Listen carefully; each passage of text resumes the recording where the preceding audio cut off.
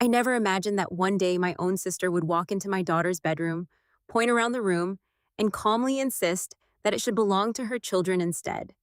Yet that unbelievable scene unfolded during what was supposed to be a simple housewarming celebration with close relatives and friends. By the time everyone left that afternoon, my family no longer looked at my daughter the way they always had. To understand why that moment mattered so much, you first need to understand my sister. Diane has always believed the world owes her something. Being 2 years older than me, she married early and became a mother while most of her friends were still figuring out their careers. By the time she reached her late 20s, she was raising 3 children and constantly reminding everyone how much she had sacrificed for her family. Every conversation somehow became about her struggles. If someone else had good news, Diane could always find a way to explain why her problems were bigger. Over the years, the entire family became used to comforting her, agreeing with her, and avoiding arguments simply to keep the peace. When my daughter Lily was born, Diane barely paid attention to her. To her, Lily was simply a shy little girl who stayed quiet during family gatherings, smiled politely, and never tried to be the center of attention. Diane assumed there was nothing remarkable about her. She couldn't have been more wrong. What Diane never bothered to ask was what Lily spent her time doing outside those family visits. At 6 years old, Lily fell in love with gymnastics. It started as a beginner's class, but it quickly became obvious that she possessed unusual discipline and determination. While other children treated practice as a hobby, Lily treated every session as an opportunity to improve. Her mornings began before sunrise, her evenings often ended with sore muscles and homework spread across the kitchen table. She never complained. She simply kept working. By 8 years old, she was already winning regional competitions. At 9, she qualified for state championships. By 10, she had captured her first national junior title. Despite all those achievements, Lily never bragged. During family dinners, if someone asked about her hobbies, she would simply smile and answer, "I train." That was usually the end of the conversation. Very few relatives realized how successful she had become because she never felt the need to prove herself to anyone. What surprised me most wasn't just her success, it was her maturity. Many of the competitions offered prize money to top finishers. Regional events awarded a few $100s, while national championships paid significantly more. For most adults, the amounts weren't life-changing. For an 11-year-old girl who rarely spent money on herself, they added up quickly. Instead of buying expensive toys or the newest electronics, Lily carefully saved every dollar she earned. She recorded every payment in a notebook, tracked every expense, and planned for the future with a level of responsibility that amazed even me. Then one afternoon, she came to me with an unexpected request. "Mom," she asked, "when we move someday, can I design my own room?" I smiled and assumed she meant picking a paint color or maybe choosing a new bed. I couldn't have been more mistaken. Instead of making a simple wish list, Lily treated the project like a professional designer. Over the next several weeks, she spent countless hours researching furniture, storage ideas, lighting, and room layouts. She compared prices online, measured spaces, and even created sketches showing where every piece should go. Eventually, she handed me a neatly organized budget with every expected expense listed. I was amazed. Most children her age couldn't plan a weekend sleepover, yet my 11-year-old had prepared what looked like a complete interior design proposal.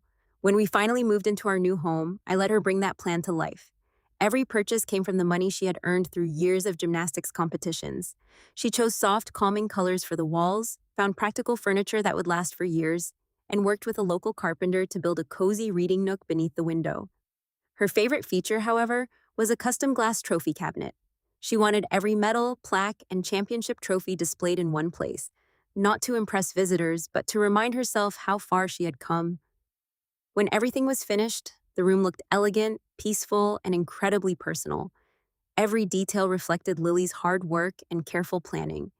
It wasn't simply a bedroom, it was the result of years of dedication. A few weeks later, I invited our relatives over for a casual housewarming gathering. The house itself wasn't extravagant. It was a comfortable 3-bedroom home in a quiet neighborhood with good schools and friendly neighbors. Exactly the kind of place I had always hoped to give Lily. The afternoon began perfectly. Everyone chatted in the kitchen, helped themselves to snacks, and wandered through the house while complimenting the renovations. My parents admired the spacious living room. A few cousins commented on the backyard. Everything felt relaxed. As usual, Diane walked through the house with a careful, judging expression. silently comparing every room to her own home. Her three children rushed ahead without paying much attention while Lily quietly stayed beside me with her hands tucked into her pockets. Eventually, someone suggested that we finish the tour by looking at the bedrooms. We started with mine. Simple, comfortable, nothing special. Next came the guest room, which Diane barely glanced at before moving on. Finally, we reached the last door at the end of the hallway. Lily's bedroom. I opened it. Warm afternoon sunlight poured through the window, lighting up the reading corner and reflecting softly off the glass trophy cabinet.